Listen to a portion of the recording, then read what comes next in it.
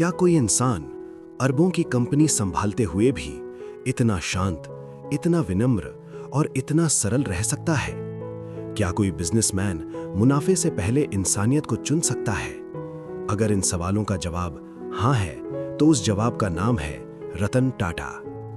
ये कहानी सिर्फ एक उद्योगपति की नहीं है, ये कहानी है भरोसे की, संघर्ष की और उस इंसान की जिसने बिजनेस को सिर्फ पैसा कमाने का जरिया नहीं, बल्कि देश सेवा का माध्यम बनाया। 28 दिसंबर 1937 मुंबई। एक प्रतिष्ठित टाटा परिवार में जन्म हुआ रतन टाटा का, लेकिन उनकी जिंदगी शुरुआत से ही आसान नहीं थी। जब वो सिर्फ 10 साल के थे, उनके माता पिता अलग हो गए। एक बच्चे के लिए ये पल आसान नहीं होता, लेकिन उसी समय उनकी जिंदगी में आई उनकी दादी नवाज़बाई टाटा। उन्होंने रतन टाटा को एक बात सिखाई, जिंदगी में बड़ा बनना है तो पहले अच्छा इंसान बनो। यहीं से उनके व्यक्तित्व में आई सादगी और लोगों के प्रति संवेदनशीलता। रतन टाटा ने अमेरिका की कॉर्नेल यूनिवर्सिटी से आर्किटेक्चर और इंजीनियरिंग की पढ़ाई पूरी की। विदेश में शानदार करियर के मौके उनके सामने थे, आरामदायक जिंदगी उनका इंतजार कर रही थी, लेकिन उन्होंने एक अलग रास्ता चुना। उन्होंने भारत लौटने का फैसला किया, क्योंकि उनके लिए सफलता का मतलब सिर्फ पैसा नहीं था, बल्कि अपने देश के लिए कुछ करना था। 1962 उन्होंने टाटा ग्रुप ज्वाइन किया, लेकिन चेयरमैन बनने से पहले उन्होंने शुरुआत किसी आलीशान ऑफिस से नहीं की। उन्होंने काम शुरू किया टाटा स्टील के शॉप फ्लोर से। वो मजदूरों के साथ काम करते थे, भट्टी की गर्मी में पसीना बहाते थे और जमीन से सीख रहे थे असली नेतृत्व। यहीं उन्होंने समझा, लीडर वो नहीं जो आदेश दे, लीडर वो है जो टीम के साथ खड़ा रहे। 1991 भारत आर्थिक संकट से गुजर रहा था। उसी समय रतन टाटा को टाटा ग्रुप का चेयरमैन बनाया गया।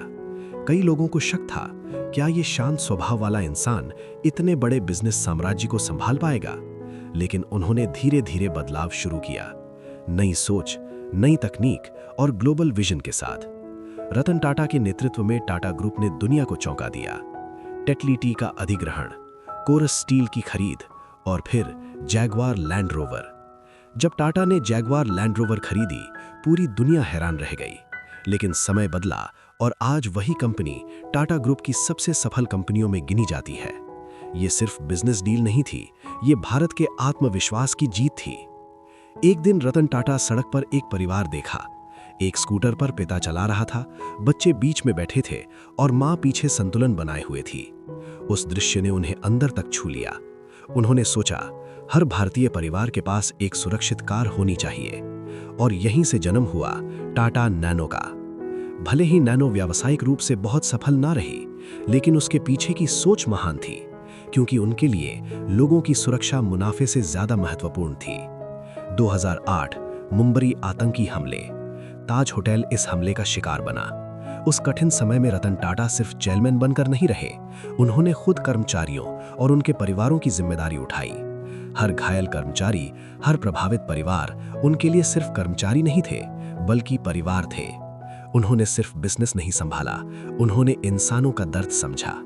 शायद यही वजह है कि लोग उन्हें सिर्फ उद्योगपति नहीं कहते, बल्कि दिल से एक सच्चा लीडर मानते हैं। क्योंकि असली महानता दौलत से नहीं मापी जाती, वो मापी जाती है आपके चरित्र से, आपकी सोच से और उन जिंदगियों से जिन्हें आप बेहतर बनाते हैं। और इसलिए रतन टाटा सिर्फ एक नाम नहीं है, वो एक प्रेरणा है।